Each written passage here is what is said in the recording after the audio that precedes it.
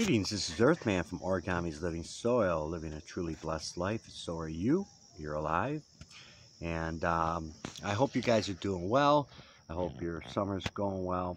This video, in brief, is a follow-up on the video that I did last about root love tutorial. And I know the sound quality wasn't very good on that, and we're working on that. We're going to get a microphone and stuff. And, you know, this video is not going to have as many cool graphics as the other one, but it'll be good. And root love, like I said before, is an inoculant that what you do is you take 1 teaspoon, you add it to 1 gallon, and you pour that on your earth, your soil, and that'll inoculate it. And you know, you put a little molasses in there with it, so like a teaspoon of this, maybe a tablespoon or a little less of molasses into a gallon of water.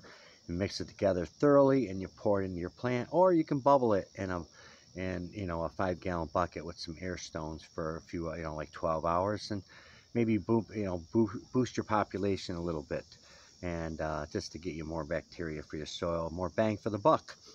And so what I'm going to do in this video is I'm going to sprinkle some of my root love on top of this soil here. And I'm going to hit it with a little water that has a tiny bit of molasses in it.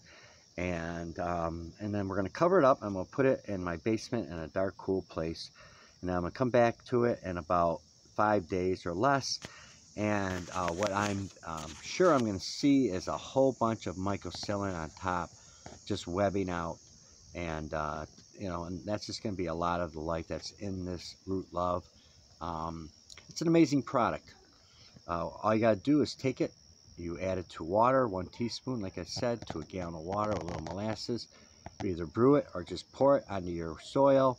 And then before you put your plant into that soil, which is now inoculated, you have to sprinkle a little of the root love on directly to the roots themselves to have direct contact, or underneath them. But I like sprinkling on and underneath it just to make sure it gets done right.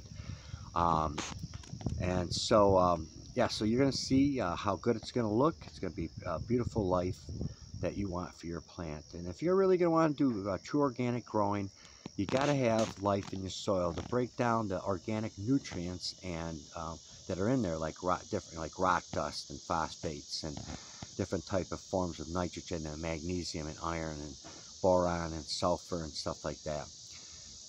Which I do, the bacteria is there, and then the mycorrhiza is there to bring it all back to the root system. It's the perfect system, but you have to mix your own soil, a good earthy soil with lots of different nutrients. You don't need a ton. I would go half the amount of the recommended amount, or a little bit more, but don't do the full amount. You don't have to, because the bacteria will maximize every ounce of those nutrients that are in the soil. Well, I'm going to end this video. I went a little longer than I like, but let me just do that first. I got to open this bag, and okay, so you can see that I'm doing it. I'm sprinkling it on there, probably like maybe a tablespoon or so. All right, there we go. That's good. And then doing it with one hand, the one-hand banding here, and I'm gonna hit it with that. I left a spot right there open, right over there, that I didn't put any on.